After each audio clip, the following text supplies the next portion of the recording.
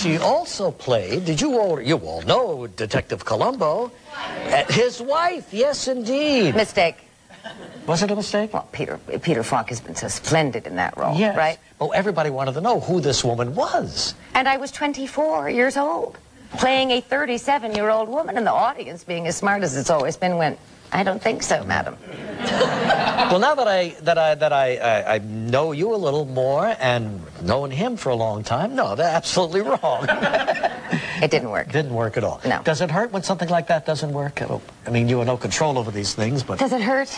Does it hurt the ego? Yeah, but the ego was made to be hurt, so it was fine. Now, did you notice the body English here? Did you know? The woman was like this, the woman... All right, I'm coming back. The woman was giving. The woman was wanting.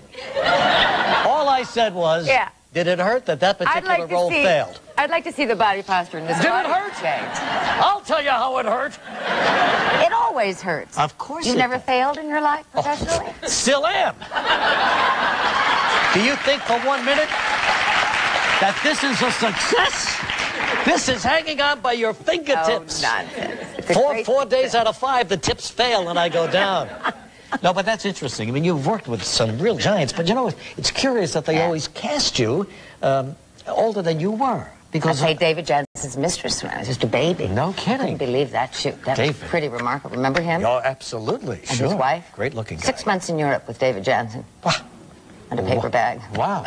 So you've done just about everything. And now, 3-year losses. But this was a shock to me. First of all, I have never liked science fiction. I was completely unfamiliar with it. I had never watched Star Trek. Huh? Right? Yeah. And I go, somebody sends me a script, they're looking for a new captain. I don't know what they were talking about. Captain of what? Is it a series? Is it a movie? Is it a commercial? Is it a joke? What's up? I read it and I thought, well, whatever it is, she's beautifully written. Yeah. So I shall just go in. And in I went. And I think it stood me in good stead, my ignorance, because I just gave Janeway Mulgrew. No preconceived notions about it, just went in and did it. And the nice part about the role is that you were one of the few that I can see on that ship who doesn't have that horrible makeup on.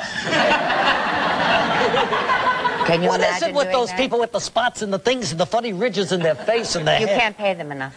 Oh, my Some of those guys are in makeup 5-6 hours. Well, I know. The Ferengi that I did was 2 hours in the chair. It was a killer. You were in the chair for 2 hours. 2 hours. I thought I'd go crazy, but the guy who does it for real is in there more than that. I think 3.5 hours. Yeah. And you can't breathe in these prosthetics. Oh, it's terrible. It really was. You get terrible headaches. And no, what you do is hard work. It really is. It is hard work. Now, how are your boys? My boys are, I'm looking at my watch. They're going into their teens. And my boys are going through puberty. Yes. Now, what is that like for a mother? It's interesting. How many mothers of pubescent boys are there in this audience? Yeah. Look at them. Yes. Yeah, I'm here. And that's essentially it. As a doctor explained to me, and this helped me a lot, and I adore my sons, and I want to say I have passionate relationships with my sons. We have a good conversation. It's all open.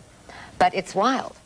And the doctor said to me, well, if you were injecting them 6 times a day with a drug, that's essentially the journey they're taking every day. It's wacko. That's how strong those hormones are. Of course, it's testosterone. I've heard that word around here. But you got to remember that one of these boys may even grow up to be Richard Burton. I don't think so. I don't think we have an actor in the house.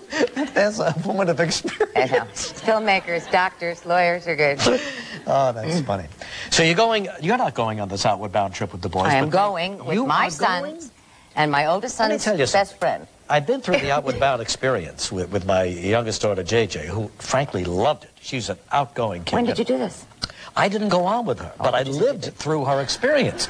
And she went back year after year to do it again. Well, this is not Outward Bound, per se. It's not the traditional Well, what is this, a trip to Malibu Beach? It's kind of... I'm talking about, you know, schooning and... I don't want to sound arrogant about it. It's kind of a first-class Outward Bound. I mean, I have a Jeep, and I have a guide, and I have a cook. Ooh. But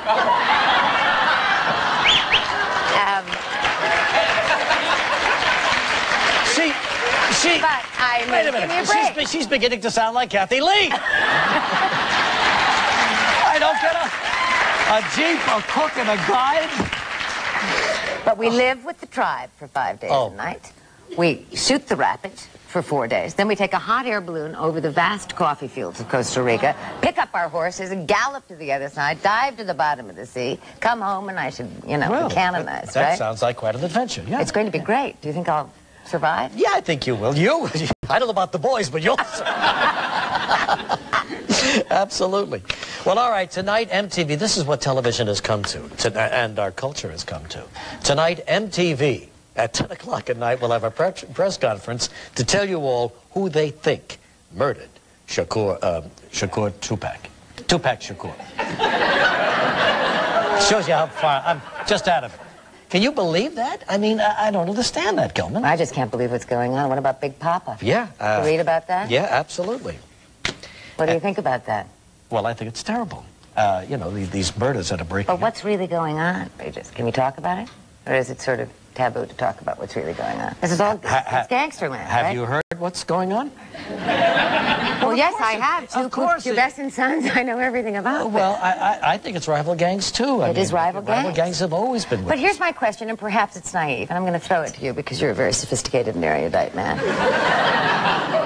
Would not a man in his position, or Big Papa's position, by virtue of their celebrity and their power, be protected? Oh, I'm sure. Yes. But they are not protected, Regis. They are being murdered. It's very hard to protect even the President of the United States that tightly, that securely, 24 hours a day. There are holes in the gaps in the security that a sharpshooter can get through and do what he's supposed to do. You know? I think it's deeper. What have you heard out of space? I don't know. It's true. In the 24th century, we do things very differently. You get a little Ferengi, you give him a couple of bucks, and the Ferengi goes and does it. Well, anyway, to MTV tonight. But it's tragic. It is. But not any more tragic than, can I bring this up? What about that girl in the coma who